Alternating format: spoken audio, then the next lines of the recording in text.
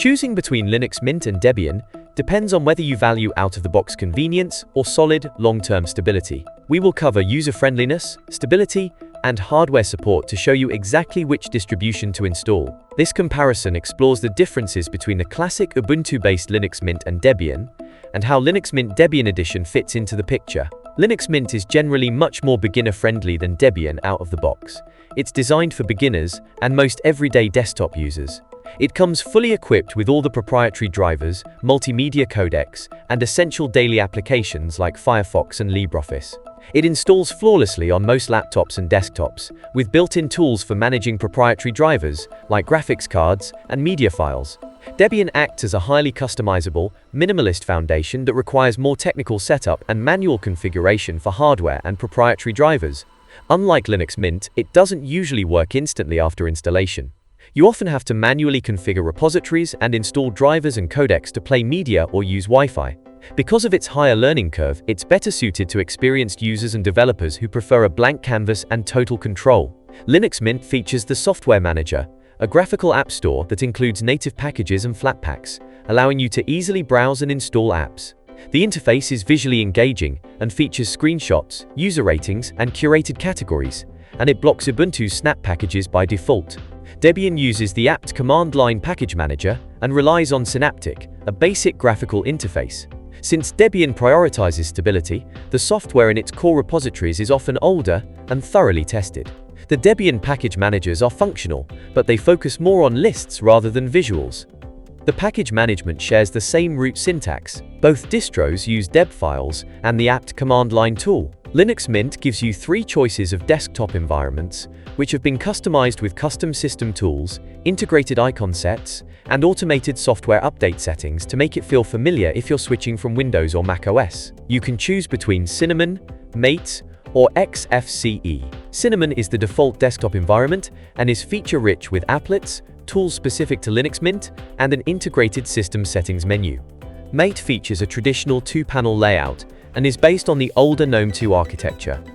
It sits in the middle ground between Cinnamon and XFCE in terms of resource usage. XFCE is the lightest and fastest edition of Linux Mint. It avoids heavy graphical effects and requires fewer system resources, making it the best choice for reviving older computers or low-spec hardware. Debian takes a minimalist approach, treating desktop environments as optional packages.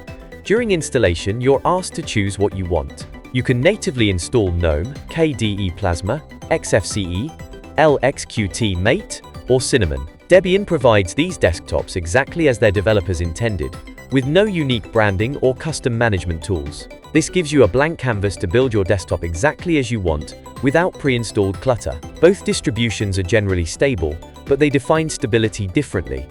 Debian uses deeply tested, older software for resistance to system crashes. Standard Linux Mint is based on Ubuntu long-term support, prioritizing predictability, newer features, and plug-and-play driver support. Debian Stable is known for its conservative update policy. It only includes software that has passed a rigorous, slow testing process, and software receives security fixes, but rarely new features. Once installed, it rarely breaks, making it ideal for critical environments and older hardware.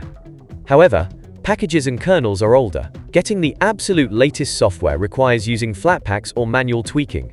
Standard Linux Mint relies on the Ubuntu long-term support base. It adds the Mint team's custom polish, user-friendly tools, and frequently updated drivers, providing great out-of-the-box hardware compatibility, modern applications, and easier software installation for beginners. Because Mint updates software and kernels more frequently than Debian, there's a slightly higher chance of encountering minor bugs during major system updates.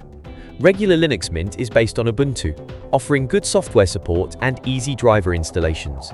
The Mint team also produces Linux Mint Debian Edition, which is a hybrid of both. It provides the polished Mint desktop experience and runs on top of a pure Debian stable base, though it requires more technical knowledge to configure. It essentially offers the best of both worlds for experienced users who want Debian's backend with Mint's interface. Both come with native applications like Timeshift for system backups, Warpinator for file sharing, and the Software Manager, and you can customize the desktop environment. If you're transitioning from Windows or prefer a ready-to-use desktop environment without spending hours configuring the system, Linux Mint is a better choice. It's an ideal, beginner-friendly operating system that works right out of the box with minimal configuration. If you're a power user or developer who values deep system stability, security, and absolute control over your operating system, Debian is the better choice. While Linux Mint provides a tailored environment optimized for everyday users, Debian serves as a universal operating system used for everything from desktop computers